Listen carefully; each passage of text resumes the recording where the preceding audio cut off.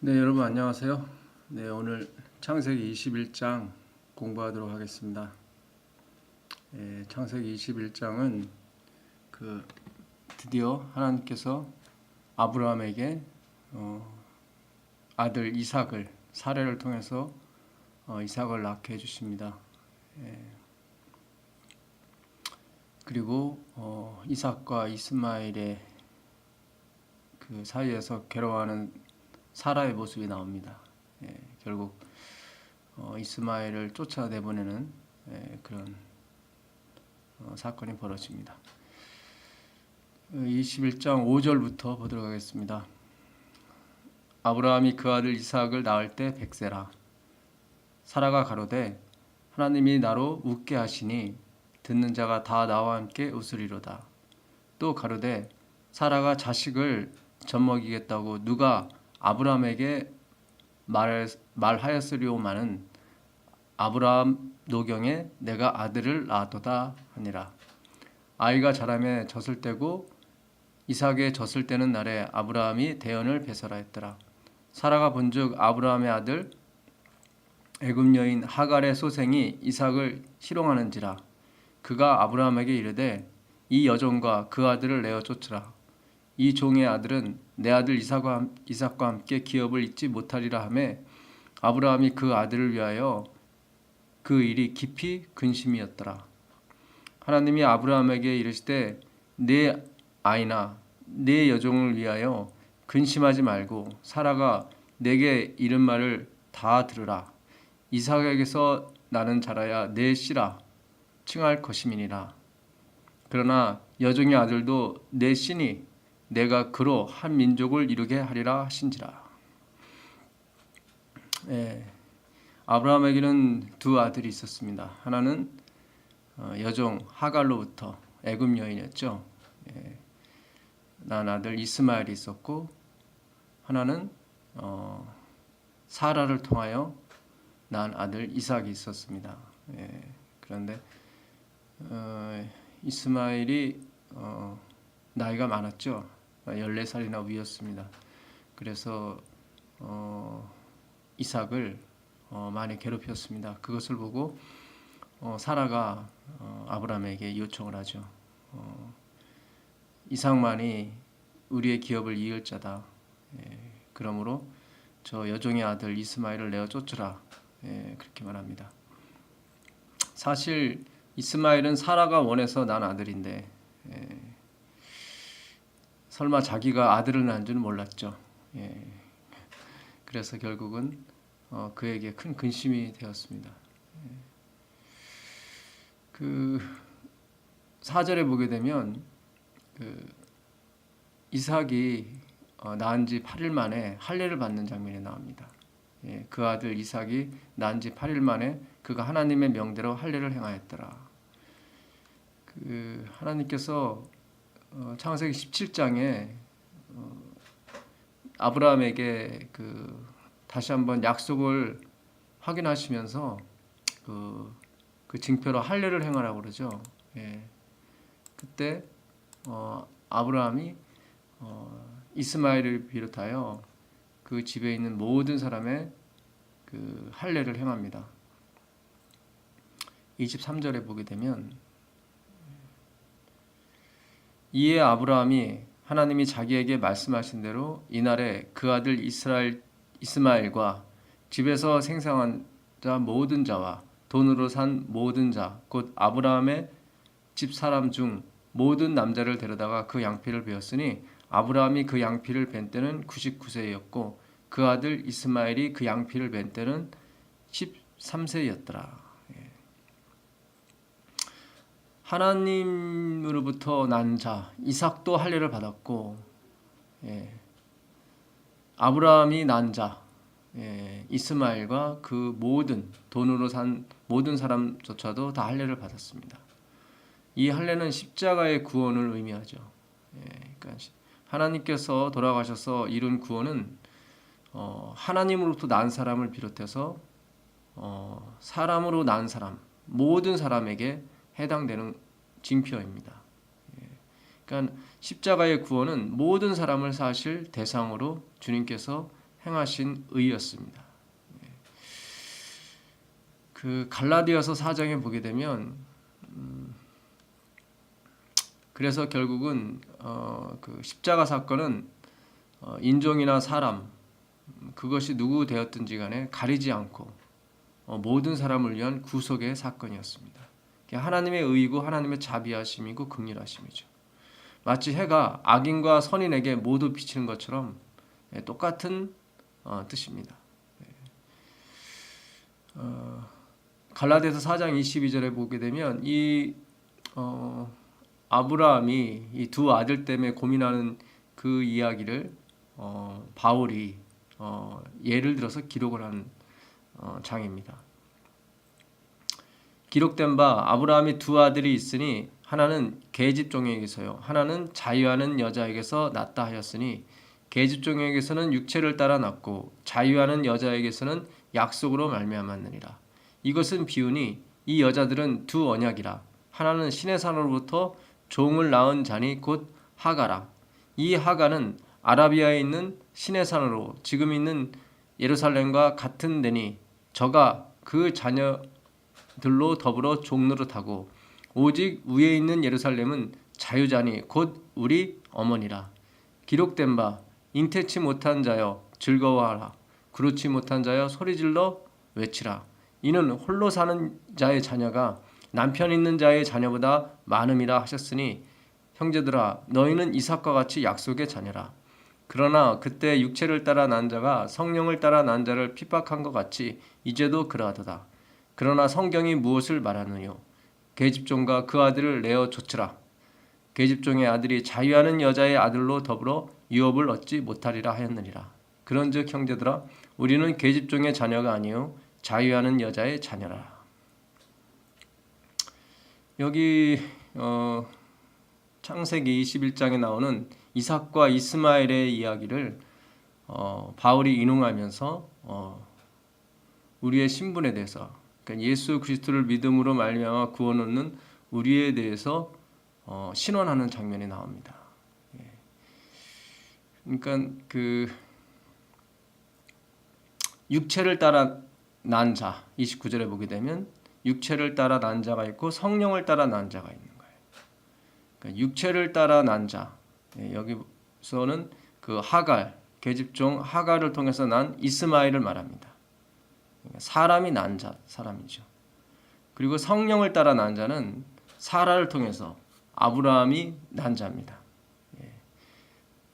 여기는 성령을 따라 났다고 그랬으니까 이거는 하나님으로부터 나온 사람이죠.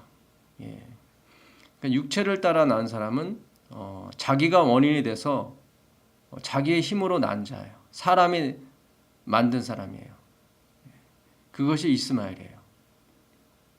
이삭은 아브라함과 사라가 전혀 잉태할 수 없는 그런 환경에서 나온 자라고 말합니다. 그러므로 이삭은 하나님으로부터 나온 자라네요. 하나님이 출생시킨 사람. 그 여기서 그 이스마엘은 뭐라 비유하였냐면, 그러니까 하갈이 이스마엘을 낳았다고 하는 것은 그 신의 산에 비유합니다. 신의 산.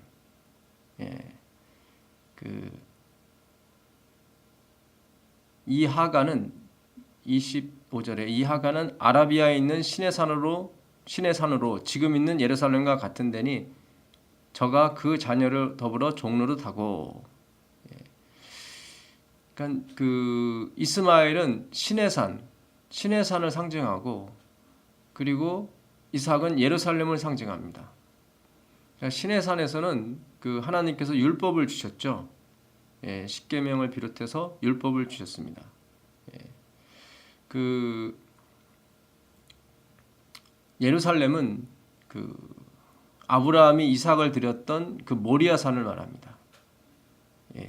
창세기 22장에 아브라함이 그 아들 이삭을 하나님께 드리려고 가죠. 그래서 부엘사바에서 모리아 산까지 3일 정도 걸어갑니다. 한 100km 정도 떨어져 있는데요.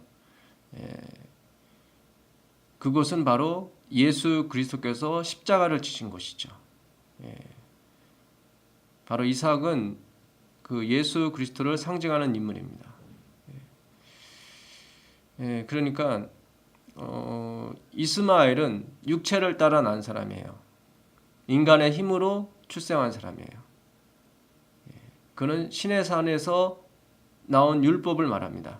그러니까 스스로의 힘으로 율법을 지켜서 구원을 얻으려고 하는 그런 사람들이에요. 이삭은 인간이 전혀 어떤 능력도 베풀 수 없을 때, 자기에게는 전혀 아이를 낳을 수 있는 원인이 없을 때 나온 사람이에요. 그러니까 무에서 유가 된 사람이에요. 그러니까 하나님께서 무에서 유를 창조하셨죠. 구원도 마찬가지라는 거예요. 아브라함이나 사라가 전혀 잉태치 못할 상황에서 나온 아들이 바로 이삭이에요. 그러니까 예수님께서 이루신 구원은 인간으로서는 도저히 이룰 수 없는 그런 거였어요. 그런데 예수님께서 원인이 되셔서 그 일을 이루셨단 말이죠. 그래서 그 결과, 그 구원의 결과를 우리에게 주신 겁니다. 그러니까 신의 산은 율법을 스스로의 힘으로 율법을 지켜서 스스로가 원인이 돼서 율법을 지킴으로 구원을 얻으려고 하는 그런 사람들의 대표입니다. 그게 이스마엘이에요. 그러니까 아브라함 안에는 두 마음이 있었던 거예요. 바울이 그랬던 것처럼 하나님을 사랑하고자 하는 마음, 또 하나는 스스로의 힘으로 구원을 이루려고 했던 마음, 그 두 마음이 있었던 거죠. 로마서 7장에 있는 거 보면. 그래서 바울이 그 두 가운데서 많이 싸웁니다. 근데 져요. 이삭이 이스마엘한테 항상 핍박을 당하고 지는 것처럼 바울도 집니다. 그 사망의 법에 그가 팔려가는 것을 보는도다, 그렇게 7장 23절에 보게 되면 나오거든요. 그런데 그 하나님의 유업은 바로 그 스스로의 힘으로 스스로가 원인이 돼서 사람이 만든 구원에 의해서 하나님께서 유업을 물려주시는 것이 아니라 거룩하신 자 예수 그리스도로, 이삭으로 대표되는 예수 그리스도의 희생으로 말미암아 오는 결과를 우리가 누리는 거예요. 그래서 하나님의 그분을 믿는 자마다 하나님의 유업을 물려받는 것입니다. 이 창세기 21장에 보게 되면 그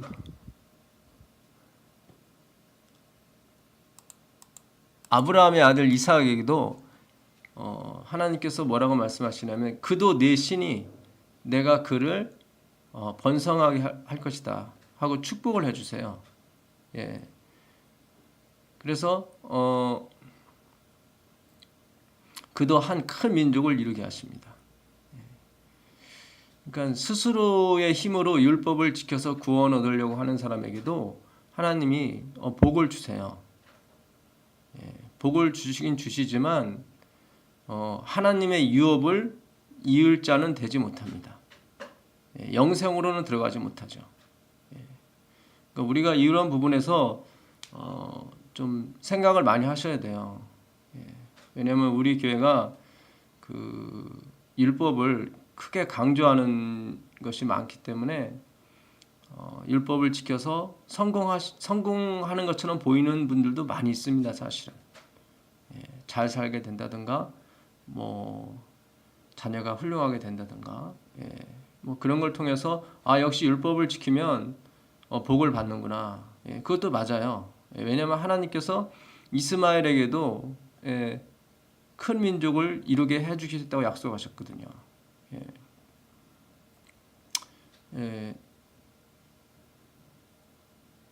그러나 그 성공과 그들의 번영이 하나님의 유업, 영생은 유업으로 받지 못한다는 거예요. 그 21장 13절에 보게 되면 그러나 이 종의 아들도 내 신이 내가 그로 한 민족을 이루게 하리라. 결국 쫓겨난 그 하갈에게 하나님께서 또 약속을 주시죠. 그 똑같은 약속을요. 근데 어쨌든 이 두 마음이 있는데 이스마엘과 그러니까 스스로가 구원 얻으려고 하는 마음이 우리 안에 있고 예수 그리스도로 말미암아 구원을 얻으려고 하는 마음이 또 우리 안에 살아 있습니다. 우리는 항상 이 두 마음을 가지고 혼동하게 되고 싸우게 돼요.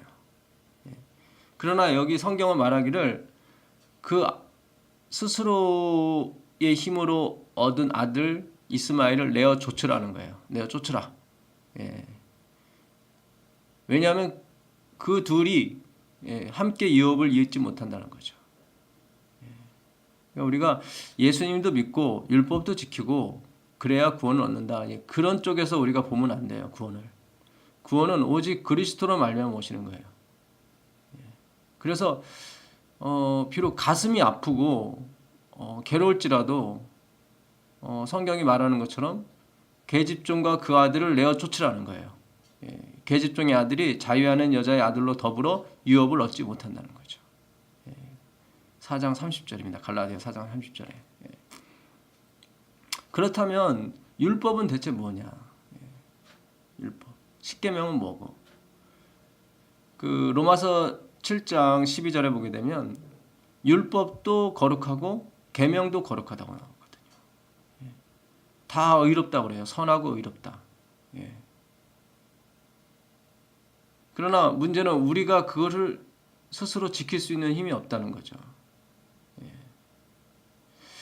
그러면 우리가 어떻게 하면 그 율법을 지킬 수 있을까? 그 에베소서 1장 3절을 가보시면 바울이 이런 말씀을 대필했습니다.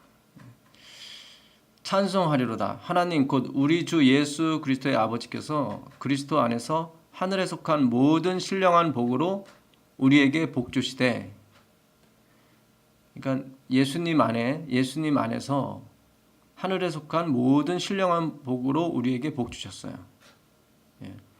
곧 창세전에 그리스도 안에서 우리를 택하사 우리로 사랑 안에서 그 앞에 거룩하고 흠이 없게 하시려고 그 기쁘신 뜻대로 우리를 예정하사 예수 그리스도로 말미암아 자기의 아들들이 되게 하셨다고 그래요. 그러니까 하나님은 예수 그리스도 없이는 우리를 부르지 않으십니다. 예수 그리스도 없이는 우리를 택하지 않으시고 예수 그리스도 없이는 우리를 거룩하게 안 하십니다. 그 얘기는 무슨 얘기냐면 예수님이 우리를 부르시고 우리를 택하시고 우리를 거룩하게 하신다는 거예요. 그러니까 우리로 그 사랑 안에서 그 그리스도의 사랑 안에서 이 에베소서 1장에 보면 그 그리스도 안에서 그 사랑 안에서가 13번인가 나와요. 계속 바울이 주장하는 것은 하나님은 그리스도가 없이는 절대로 일하지 않으신다는 거예요. 그래서 우리가 항상 쳐다봐야 될 분은 예수 그리스도라는 거예요. 그분만이 우리를 거룩하게 하시는 유일하신 분이라는 거죠.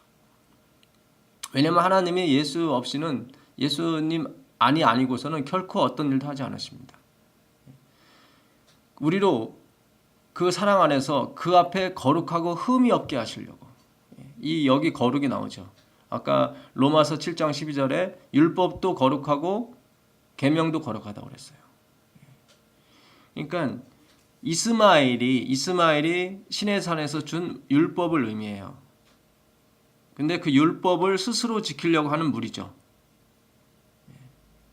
근데 결국은 이스라엘이 실패를 했죠. 왜냐하면 그들에게는 사람에게는 능력이 없어요.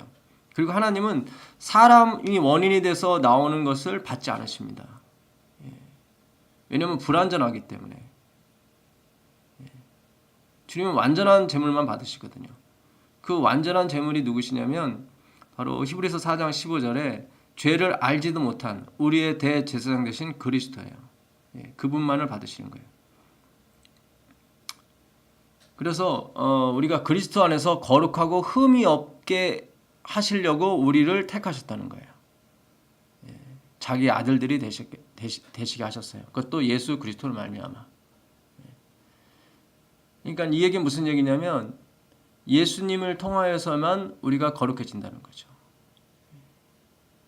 그러니까 계명도 거룩하고 율법도 거룩하다고 그랬어요.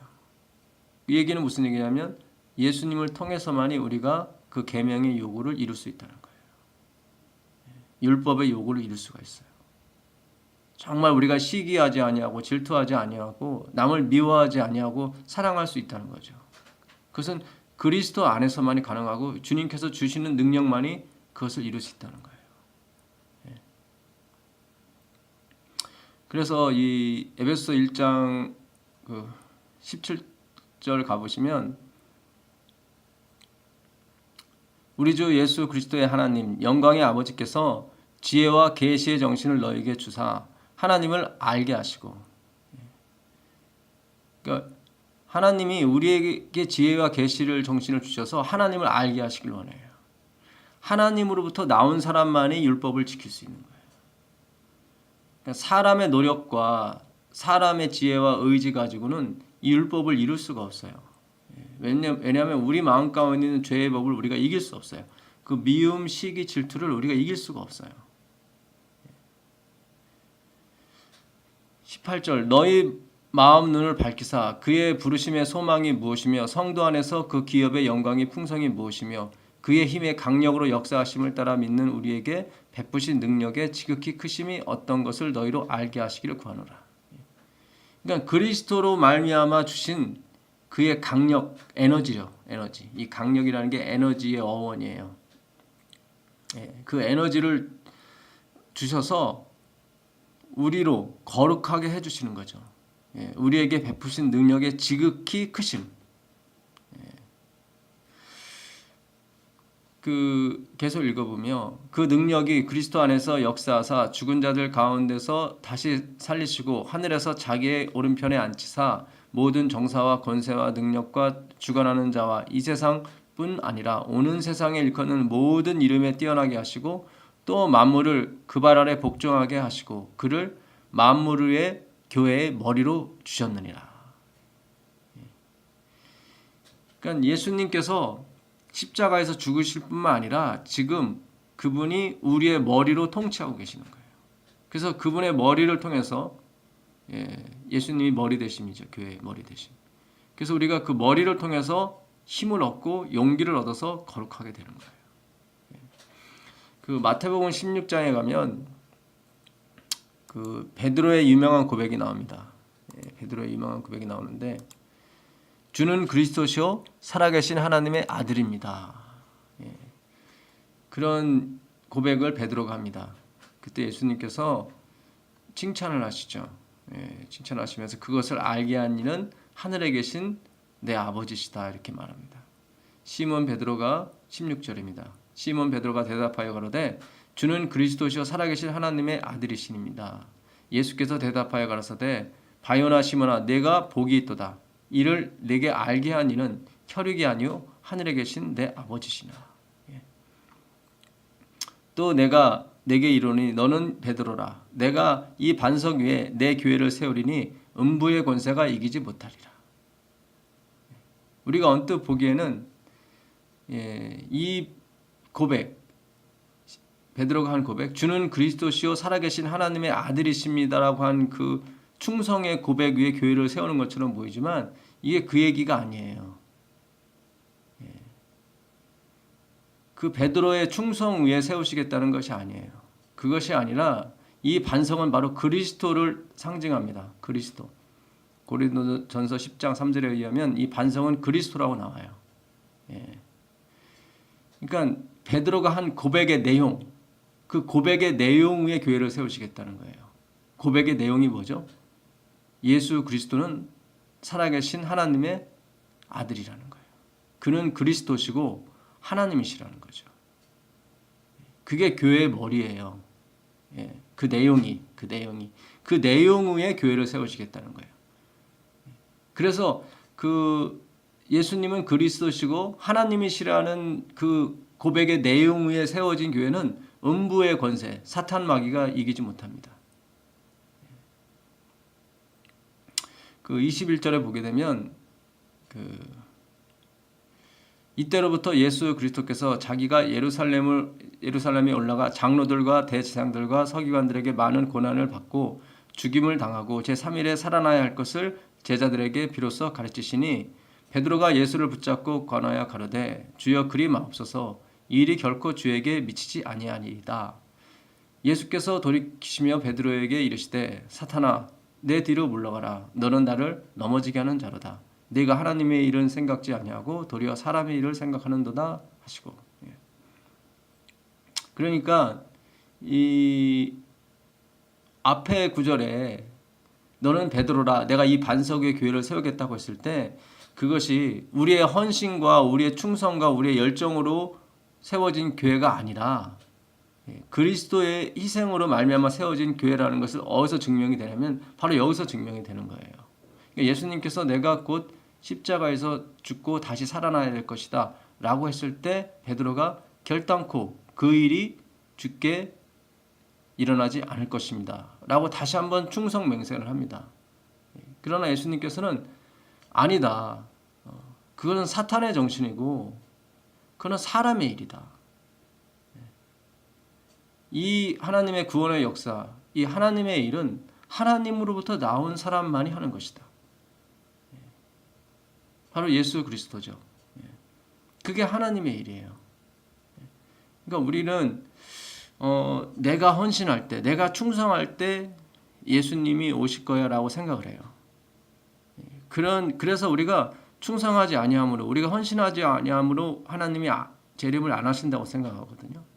그런 차원이 아니에요.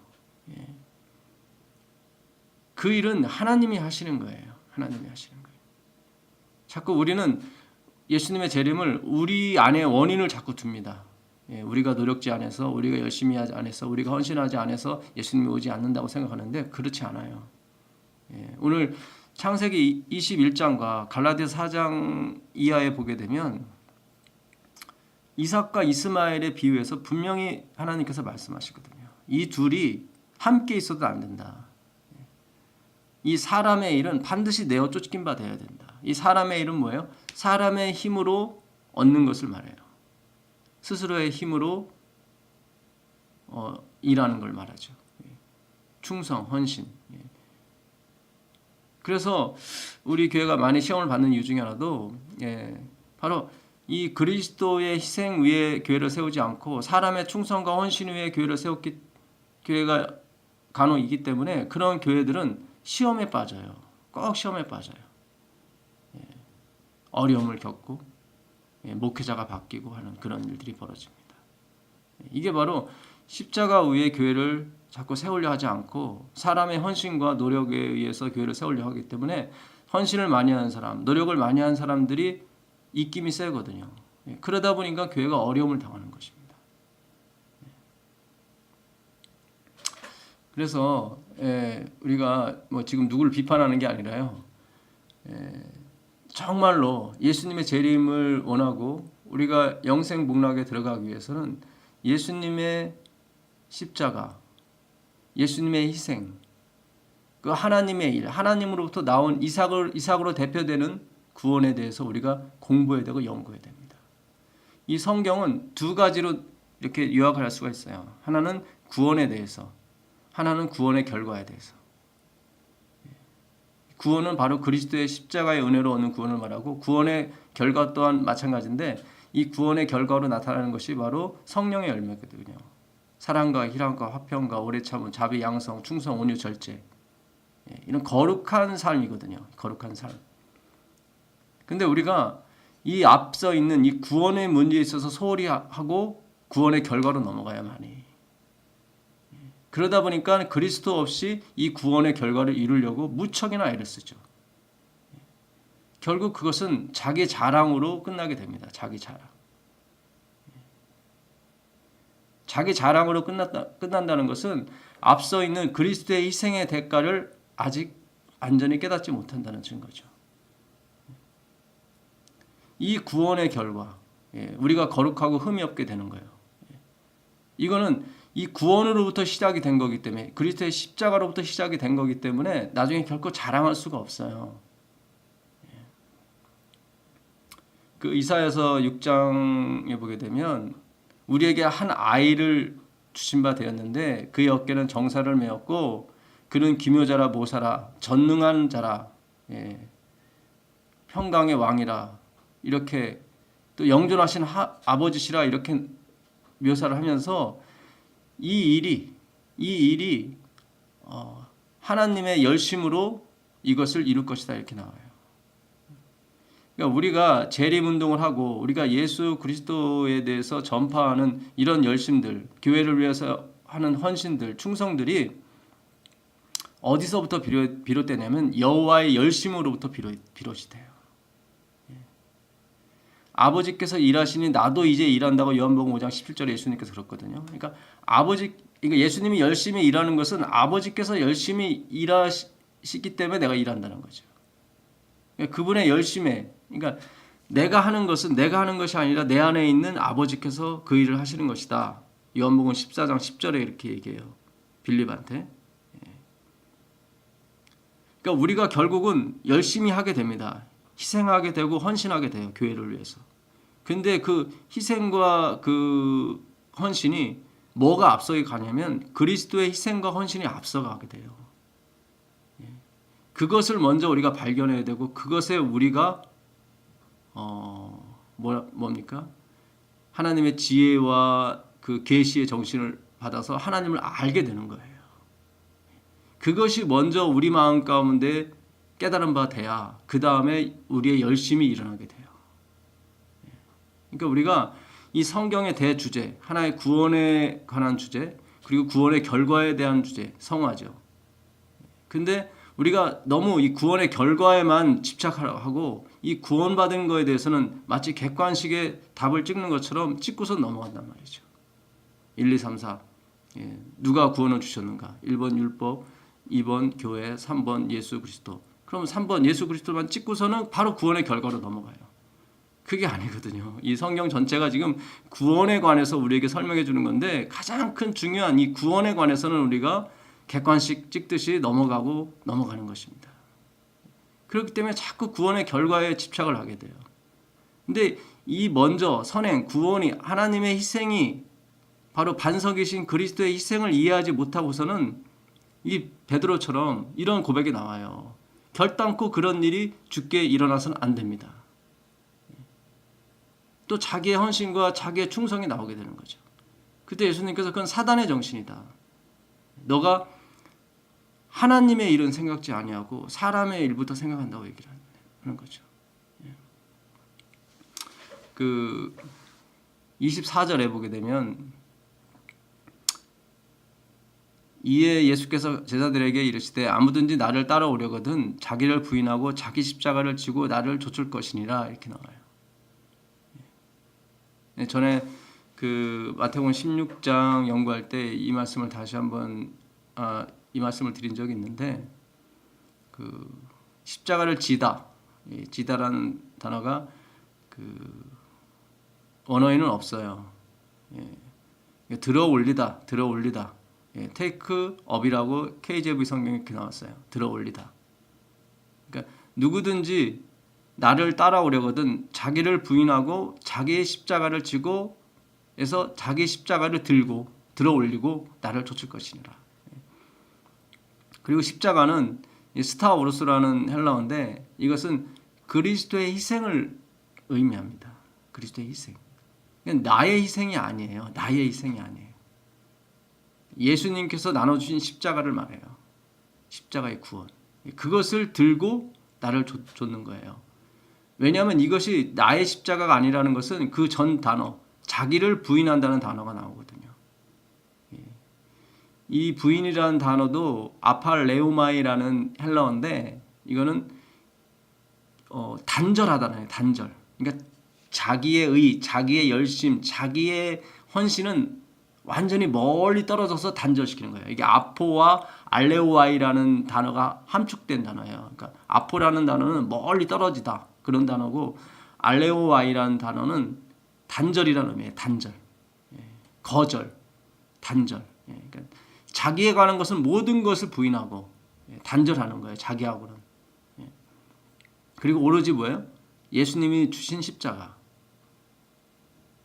이 십자가는 기둥이라는 뜻도 있고 십자가라는 뜻도 있고 속죄하다는 뜻도 있어요. 속죄하다. 속죄가 누구 속죄예요? 예수님의 속죄죠. 그 마태복음 20장 20절의 이하에 가면 그것이 더 확실히 나옵니다. 그러니까 세베대의